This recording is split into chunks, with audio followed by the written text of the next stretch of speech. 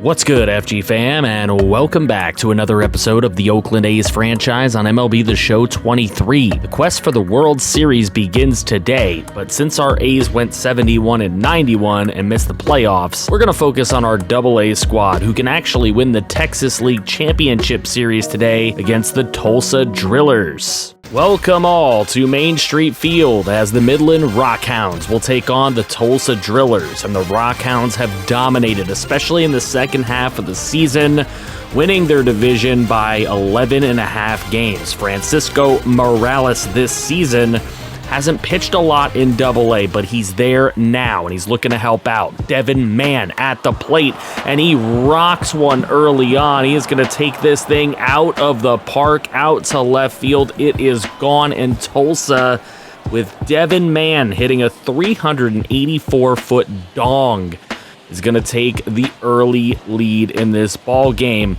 And Midland is going to have to get on their horse as Morales has given up the early lead. Yusniel Diaz up at the plate. There's a dribbler on to second, and Max Muncy will take care of it to make sure no more runs come across the plate. Nick Nastrini is the pitcher for the Tulsa Drillers. He's had a start in the postseason already, as Tulsa had to win a series just to get here. And there is a hit up the middle for Drew Reese. That one's going to get through into center field, and that is going to tie the ball game at 1. Drew Reese with the RBI. Here's Jeremy Eierman in the bottom of the first still. 3-2 count. This one's back at the wall, and it is caught to end the first inning. So Tulsa prevents more runs, and Eierman comes up again in the bottom of the third, and he is going to fly out to left field to prevent any more runs coming across, but Midland's got the 2-1 lead. There's a nice strikeout, and we get through the middle of the fourth. Morales just settled in after that homer. Here's Morales again, gets Jake Vogel looking with none out and a runner on second. Now one away for Freeland to just sit there and take the fastball as well. Morales is dishing 96 miles an hour. Here's Yanni Hernandez. This one is shallow left field. Reese has to make a long run to make the grab, but he does. And we are through the middle of the fifth. Reese with a nice grab. And it's 2-1 in the bottom of the fifth. Here's Miguel Blyce off of Nastrini, and this one is over the wall out in left center field. It is gone, and the Rockhounds extend that lead.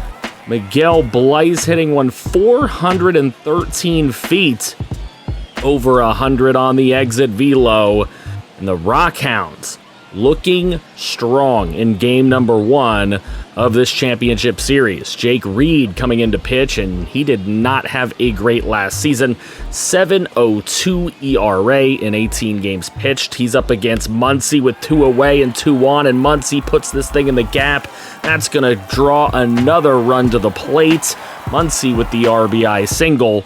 It's 5-1, and Blyce goes down on strike swinging. That's the end of the sixth. Jacob Webb in pitching now against Yanni Hernandez. This is a fly ball out to right field, but it is caught to get through the middle of the seventh. Here's Alex Freeland up against Weissenberger now in to close this thing out.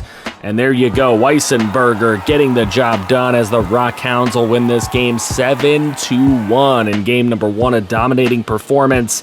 Morales gave up the early dong, but he settled in. 6 strong innings. Muncy, the player of the game, at the plate. Now, for game 2, I did have a brain fart. I recorded the beginning and somehow stopped recording, so these are the results. It's a 3-2 win, a tight game with Jack Cushing pitching a gem, and Manuel Tavares with a solo jack in the game. Khalil Watson and Max Muncy had the other RBIs, and Charles Hall picked up the save. That brings us to game number 3 of this Texas League Championship Series. 2-0 is the lead for the Rockhounds. They will face Hyung Il Choi today, who is having a great postseason, but it is Brennan Malone on the mound for the Rockhounds, starting off with the early strikeout. Then Ryan Ward up at the plate. This one down to Tavares at first. He gets the throw on to second, and the throw back to first for the double play to end the first inning. The bottom of the second inning, though, it's Jake Vogel, and Vogel causing a little trouble. He's going to bring home an RBI as the Tulsa Drillers take the early lead. Still in the bottom of the second, Malone up against Freeland. He gets the easy out, dribbler down to first. Little scoreboard glitch here as Jarvis King is going to hit this thing into the outfield and into the gap. That brings home another run. They're going to try to bring home the leading run, and that is going to be successful. A 2-1 Midland Rockhound lead. Luke Williams at the plate against Malone. He gets this one perfectly through first and second, and that's going to tie the ball game at 2. Now Jake Vogel up at the plate. He swings through in the bottom of the fourth. He goes down. He was 1 for 1 until then. Alex Freeland goes down on strikes as well, swinging, and that'll end the fourth inning. Adrian Martinez is in to pitch in the bottom of the fifth, and Ironman gets the throw down to first base to end the fifth. Christian Franklin at the plate. He strikes out. He's gone on strikes. Middle of the seventh. This game's tied. Devin Mann at the plate. He hit the home run in game 1, but he strikes out against Adrian Martinez. That brings up Ryan Ward, who's going to dribble it on to Max Muncy, and that is the final out of the 7th inning. We go to the 8th. Jarvis King at the plate against Marshall Kasowski, and that's a double play ball that's completed to get through the middle of the 8th. Tyler Sire coming into the game. He's got a 0 ERA in the postseason, but he only pitched 1 game, but he does get Drew Reese swinging on the cutter away from him.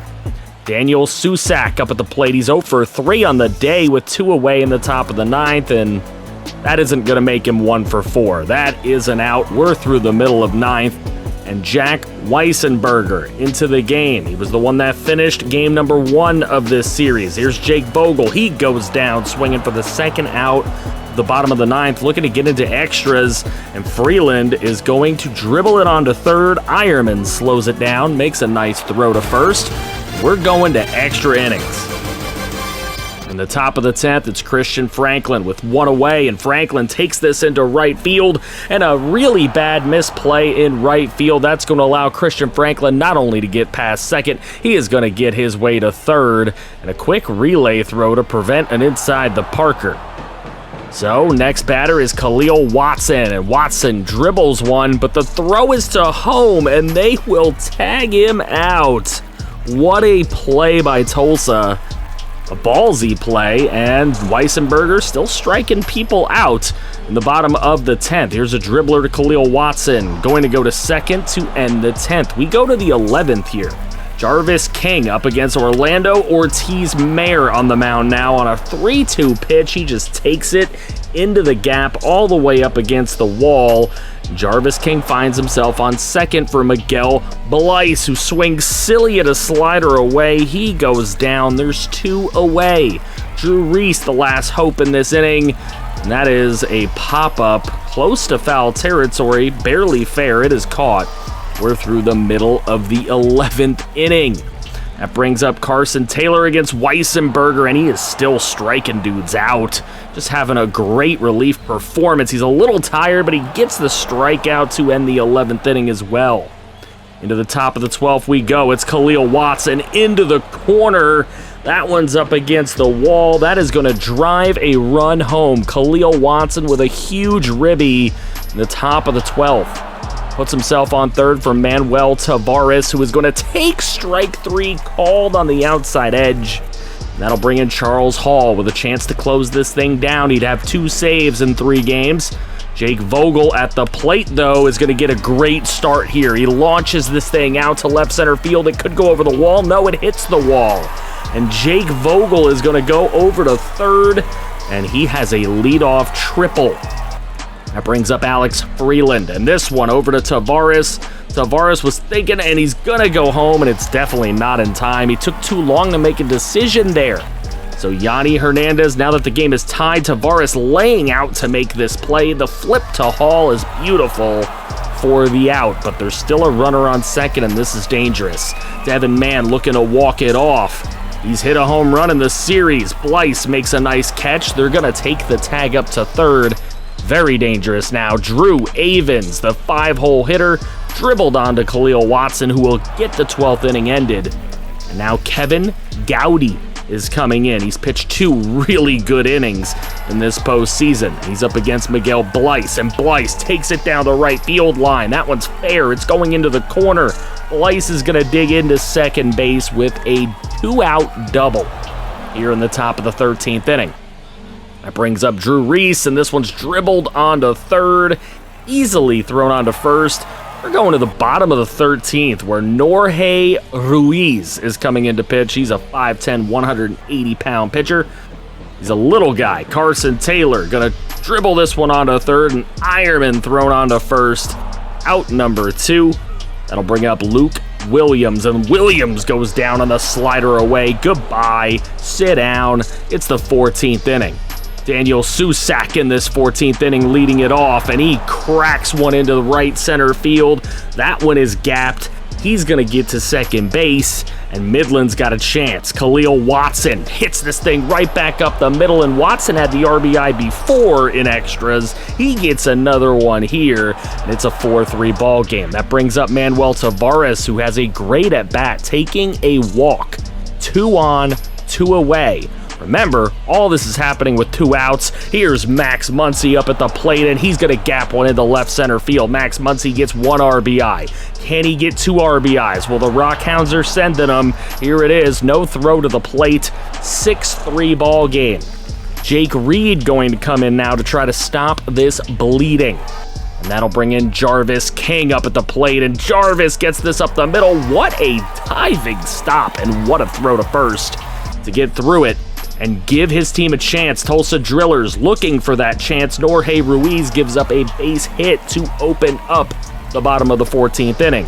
It'll bring up Austin Gauthier. This is a dribbler onto Watson. He'll take the easy out. 1 away. Yanni Hernandez, 2 for 6 on the day. He draws a nice walk. Puts 2 on with 1 away for Devin Mann, who's 0 for 6 on the day. We know he hit a home run. We know he's capable, but this time he's going to go 1 for 7 and with an RBI. Tulsa's trying. Here's Ryan Ward, and he's going to get this in foul territory. It's a pop-up easy play for Tavares to make. So 2 gone. Corners for Drew Avens, who ropes this thing into right, but Blyce makes a wonderful catch, and the Rockhounds have done it.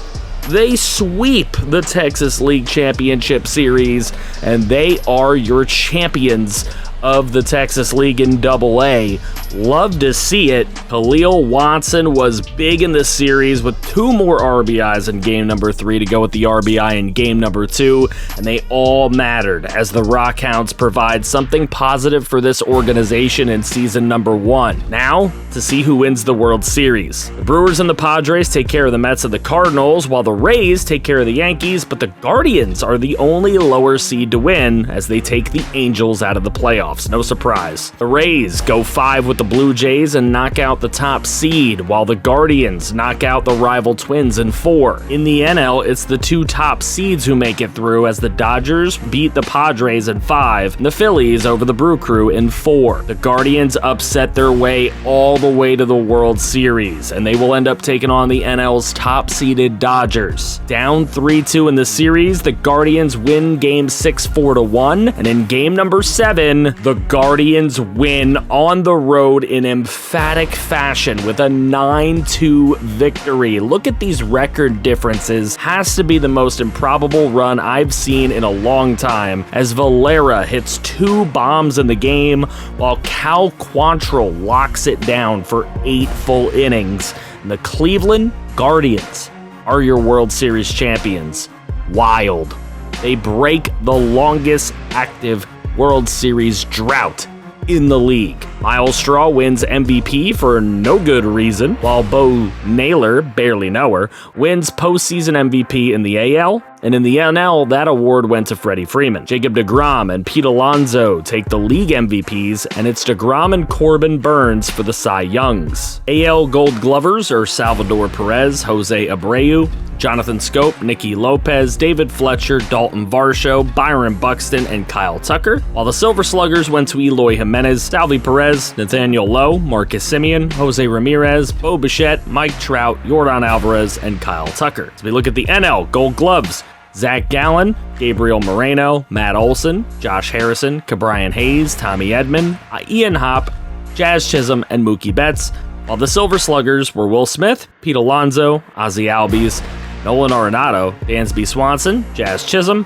Brian Reynolds, and Juan Soto. Retirements were a bit underwhelming, but Michael Brantley hangs it up at 36 years old with 134 homers and a career .297 average. Patrick Corbin finally calls it quits after a few horrid seasons in a row, blowing his career ERA up to 4.43. Adam Wainwright walks away at 42 with 203 wins and a 3.45 career ERA. Robbie Cano did not play in 2023, and he retires with 335 home runs and a .301 average with 2,600 hits. Dallas Keuchel had some really great years and finishes with a 3.98 ERA, but only a 101 and 91 record. As usual in MLB The Show games, Robinson Cano is inducted into the Hall of Fame. Offseason coming up, but spoiler alert, we fired every single coach in the organization. Cleaning house. As far as our free agent negotiations are concerned, Tony Kemp might be a guy that is worth it, as he had one of his best seasons in the last 6, hitting .282 with 9 dongs. We'll have to see if the price is right, Bob Barker style. Jesus Aguilar is likely being let go, as is Britton and Familia. However, Jose Alvarez pitched really well for us, and I'd like to bring him back. Again, if Bob Barker, his agent, makes sure the price is right. Are you ready for a Moneyball style offseason in the next episode? Let me know in the comments what you think. Thank you, channel members, for your impeccable support going above and beyond for this channel. I love all of you. Keep liking the videos, keep sharing them out there, and I love you all, FG fam.